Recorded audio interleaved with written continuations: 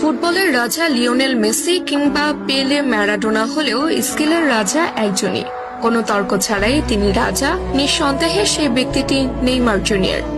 বল পায়ে রাজত্ব কায়েম করা নেইমার আবারও আলোচনায় এসেছেন তার স্কিল শো করে।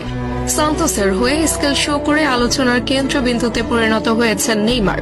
সান্তোসের হয়ে মাঠে নেমে গোল পাওয়ার দিনে নেইমার অদ্ভুত এক স্কিল দেখিয়ে প্রতিপক্ষকে বোকা বানিয়ে বল নিয়ে ছুটে গেছেন নেইমার দ্য সান্তোস জুনিয়র।